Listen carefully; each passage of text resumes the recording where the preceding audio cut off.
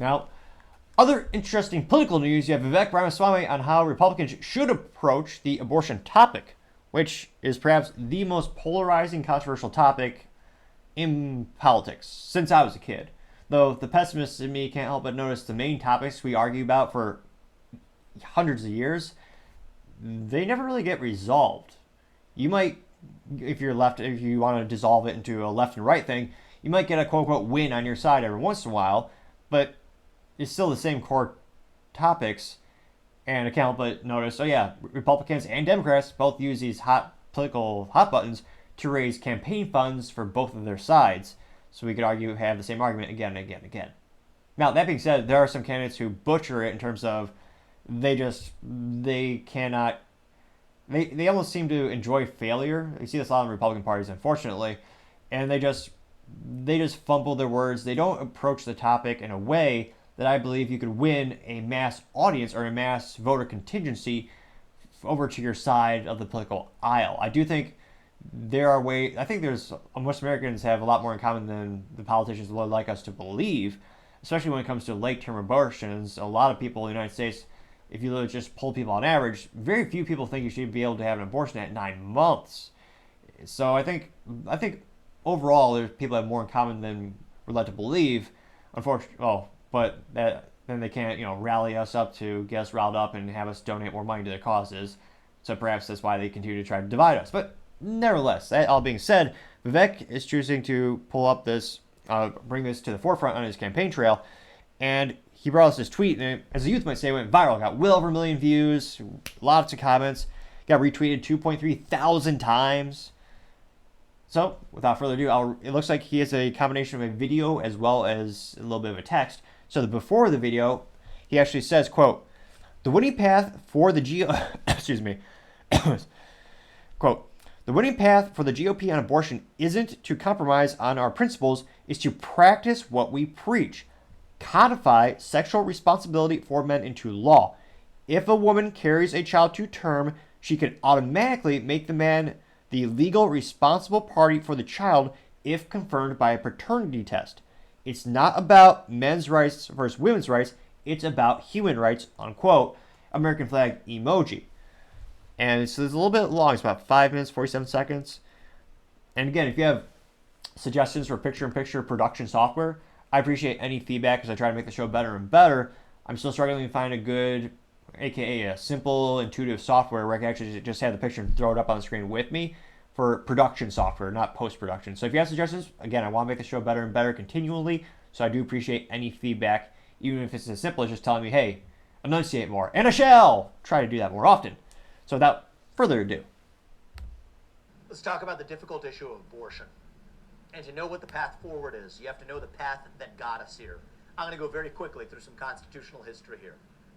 Roe versus Wade was an incorrectly decided case where the Supreme Court read something into the 14th Amendment that wasn't there. The 14th Amendment, among other things, ensures due process under the law. Well, that's about a procedural protection regardless of race or otherwise. It is fascinating too if you actually look into literature and the statements from some of the old Supreme Court folks.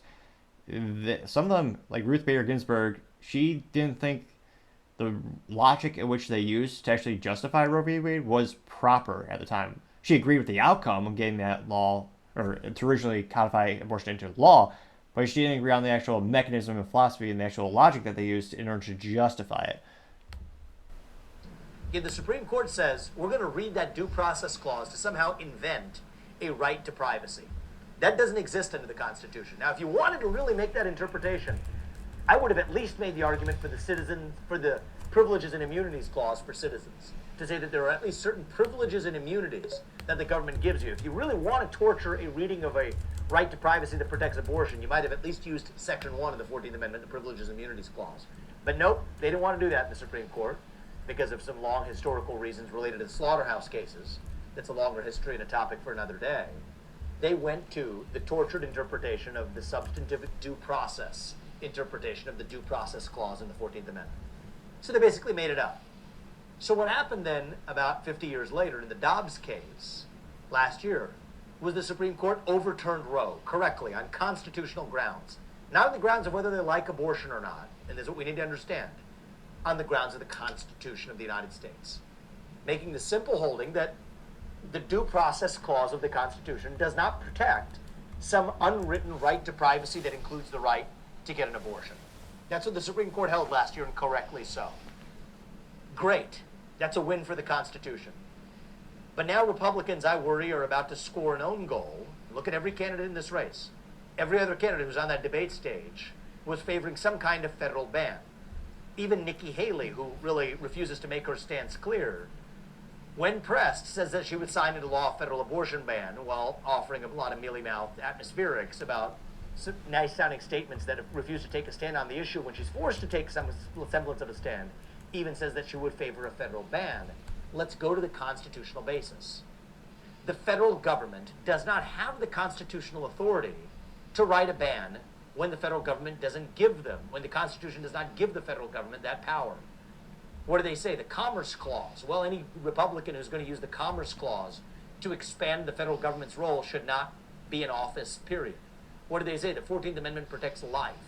Well, that's a more tortured interpretation of the 14th Amendment than the Roe versus Wade court brought to bear, because that was never used for the basis for the federal government to pass murder laws or anything else either. So we have to stick to those constitutional principles. This is an issue for the states. And I want to mark my words on this one. More unborn babies will die in the next 30 years if we federalize this issue, because the next time Democrats then gain control of the White House and Congress, they're going to say that if this is a federal issue, they can then use that to legislate Roe versus Wade into law. That's a loss for the pro-life movement that I consider myself to be part of as well. True. So what's the right answer? States need to take action. And how do we do this in a way that doesn't compromise on our pro-life principles, but also allows us to win this next general election in a landslide? Here's the answer. Here's the punchline that nobody else is talking about. We have allowed the left to define this issue as a men's versus women's rights issue. It need not be that way. Here's how. Greater sexual responsibility for men codified in the law. Speaking as a man, here's what I favor. Laws that say if a woman brings a child to term, then she, at her exclusive option and right, can make the man, under the law, the principal caretaker who's responsible for bringing up that child.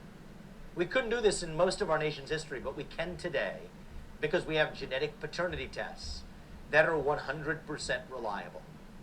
If we're willing to do that, now a lot of men would say, wait, hold on, I'm not sure I'm ready for that. That's the point. It's not necessarily comfortable for most men, but that's exactly what we need to stand for life, to say that it's not about men's rights or women's rights anymore. It's about human rights. And I, for one, am ready to walk the walk when it comes to being pro-life. If a woman brings that child to term, if she bears the pregnancy, she can then make the man responsible for actually raising that child. Now we're in this together. This doesn't have to be a losing issue for Republicans. With that simple plank, and I want to make that part of the Republican Party's pro-life plank, part of our pro-life policy platform. If we do that, then this isn't going to be a losing issue for us. I think this will be an issue where we're able to stand for life. Stand for what Clarence Thomas said in that Dobbs case. That pregnant woman who's walking the street, and if her unborn child dies as a result of an assault, then that criminal should be held responsible for that death. Most Americans agree on that. And we give them the permission to say so if we codify into the law sexual responsibility for men. That's how Republicans win on this issue. There's not a single other Republican talking about it. If we make that the core of our pro-life platform, then we're going to be successful in making sure that abortion isn't some losing issue for us, but actually an issue where we're able to stand for our principles and still win elections as a consequence. That's the answer on abortion. Now, that being said, I thought in most states you're already responsible if you're the man in that situation. And long term, I think the way to win the abortion topic would be from a cultural perspective, where you actually talk to people about it, show them the consequences of their actions. I think that's where you'll see. I mean, man, what's much wiser than me once said politics is downstream from culture. So I think eventually that's going to be where the real quote unquote wins are when it comes to the debate on the topic. It'll be interesting to see if this is a winning methodology Because again, I thought in most states you're already financially and legally obligated for that. But let's go in the comment section. Usually Vivek is between maybe 70-80% positive, or if not more, positive responses when it comes to the Twitter, or as 18 people call it, X. So stop in the comment section, find out. Again, that got 1.2 million views and 15,000 likes. So not as many likes as normal. I mean, we were just talking about Vivek bringing up Owen Shrover, and that got 21,000 likes. Now, granted, the sample size, there were more views on that topic as well. That got about 1.8 million views. But let's go into the comment section and find out. Wayne Vaughn says, quote, Men are already required to provide financial support to the children they father. How is this proposal any different? How does this address the abortion issue? What am I missing? Unquote. Got 316 likes. Someone by the name of Daniel Mitchell says, quote, excellent point. Men shouldn't get a free pass, unquote. It got 506 likes. Now, that being said, let me know if maybe your state is different or the legalities are different, but I don't see a lot of areas where men do get free passes. Now, that being said, I don't think from a moral perspective, men should step up, so to say, when it comes to these types of situations. Now, Soul Stricken also says, quote, mandatory DNA tests for all and a fair shot at paternal rights for all men, end the cycle of automatic parental rights for women, unquote. Agree. I got 1,000 likes, and I think that's one of the biggest issues when it comes to parental court. You have alimony, child support. The whole system is skewed radically to support women. I mean, you have guys where they're not allowed to see the kid, and yet they're paying 80% of their income so that she doesn't have to work, basically. So that's another big topic that I think Vivek would actually have more traction talking about. How fathers' rights is a huge topic.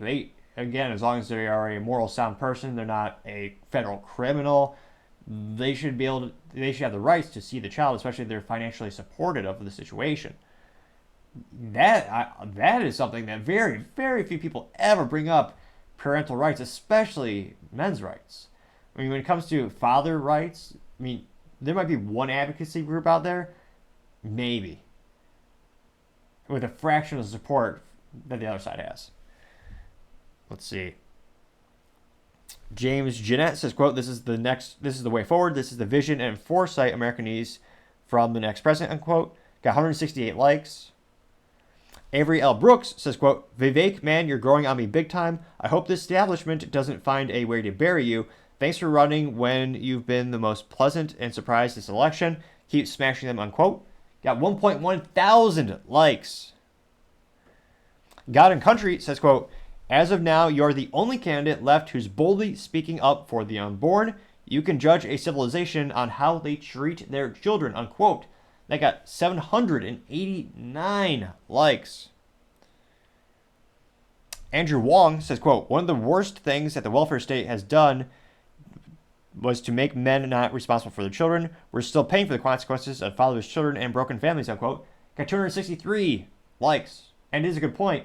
It's no coincidence that once the government passed laws that incentivized single motherhood, the men disappeared from the equation. It was quite literally more fiscally attractive for the woman and the child to not have a father in the home, which is just morally vacuous to say the least. And the pessimist in me thinks, well, that's how you get them hooked onto the government programs. That's how you get them dependent, and that's how they will always vote for you, because they're dependent on you. The government literally is destroying families with those types of methodologies. Personally, when it comes to family assistance and how to help them out, I think it is infinitely more effective and moral for local religious communities and local communities to help people out in general. So you have that direct relationship where you actually see the person that's helping you, and we don't have this entitlement where people are just like, oh yeah, the government should just give me free money. And yet, I mean, you just don't feel any sense of responsibility or really part of a community when it's the government just giving you a check. And the data shows that once you get those checks, that usually they'll stay on them forever. So you're not actually helping the person. You're actually handicapping them, which is morally vacuous to say the least. Red Wave Press says, quote, this isn't a bad idea by Vivek. The problem is, how do you put this into political practice? Vivek has a lot of good ideas, but he has never been a politician. He has no track record. Follow if you agree, unquote. Got 67 likes. Tay Tyergy says, quote, why can't he assert paternity? Why is it up to her, unquote? Got 28 likes. Rolo Tamasami says, quote, if confirmed by a paternity test, you will never get this past the floor. Utah tried it, failed. This is just electioneering trad con rhetoric until you can make the paternity testing mandatory at birth, unquote, getting 81 likes. Now, just by a good default, it would probably be best if we did have paternity tests just by default when a child is born. It's astonishingly scary how unfaithful some women could be, where I believe there's some statistic that say as much as 10% of kids being raised by a father is not actually their kid, they don't know it, which is morally vacuous to say the least. So I'm a fan of paternity test always. Let's see here. Tiger, although it is a gentleman, it is not actually Tony the Tiger in the profile picture. Tiger says, quote, let's pose these real situations. 1. A woman is raped and you want to force her to carry the rapist's child to term. Then you want to force the rapist back into her life and child's life. Same scenario, but with a family member forcing himself on a woman. Answer, please, unquote. A cliche red herring argument, to say the least, that got 75 likes. It is fascinating and rudimentary when people keep using these red herring arguments. I'm not dismissing them, not saying they're not terrible situations, and absolutely sympathy if you're a victim, which is why I believe every woman should have a gun and be able to defend themselves, and any government that takes that right away from them is morally vacuous, to say the least. Now, when it comes to the red herring of, they'll always say, oh yeah, well, these situations, and a great way to disarm them if you want to make this a debate, if you want to turn it into a debate and maybe want to change their mind, is ask them, well, if you allow those exceptions, well, then will you say the rest aren't bad? And of course, they'll immediately say, oh no, I want all abortions. So it is fascinating that my whole life I've heard that red herring argument, and if you just say, okay, well, what if we have a card out for that? The person will immediately say, oh, well, no, that's not the issue. I want it all. So it's just to show you they're not using it as a authentic argument. They're just trying to use it as a red herring. Let's see. Mo Smith says, quote, with a DNA test proving paternity, unquote, getting 92 likes. Jerry Reinsfeld says, quote, an issue for the states, not for the federal government, unquote, getting 64 likes. Which, again, there's a lot of speculation of why Republicans lost so terribly in the midterms, partially because they had a lot of inept, moronic candidates, I believe. But another issue was, well, for decades we've been saying the abortion-specific topic is a states' rights issue, because it is not, well, you can debate, and many people actually argue that pro-life is in the original founding documents of our country based on freedom, life, liberty, pursuit of happiness. But when it comes to the topic where we traditionally debate about the issue, a lot of people say, Republicans say it's a state rights issue, and then as soon as it is relegated back to the states, now they want to make it a federal issue, which again doesn't make you look, it makes you look terrible politically because again, you're just flip-flopping. So, back to the comments. 2V News says, quote, when the choice is between no abortions and unlimited abortions, people will choose the unlimited expecting the worst to not to happen. No abortions is a political loser, unquote. Got 55 likes. And let me know in the comments, do you think it is a politically losing or disadvantageous topic to address and a belief to promulgate if you're a political candidate? Is it going to kneecap you in the polls? Is there no way you'll ever get elected because of your stance on that specific issue? This is one of the most controversial posts from Vivek. And as we look at the comments, it's not the usual 70 to 80% approval or rather positive responses we've seen when we're covering Vivek. So it'll be interesting to see, does this actually hurt him more than help him when it comes to the polls for the Republican nominee? Let me know in the comments. Do you think this, if properly addressed, could it be a quote-unquote winning topic that actually galvanizes voters to come to your side? Or do you think it will be the detriment and it'll actually hurt them more long term? I'll be fascinated to hear what you have to say. Thank you again, everyone, for taking the time to tune in today. Again, trying to get to 4,000 subscribers by the end of December, so if you click that button, I would greatly appreciate it. Also, leaving a comment is a great way to give me some feedback and let me know how I can make the channel better and better and better. And I do apologize if there's a delay with my work schedule. I do try to read it and get back to all the comments in due time. Also, lastly, don't forget to take time to tell your family, tell your friends, tell your coworkers, heck, tell your enemies, tell anyone and everyone. Just stay safe, fight the good fight.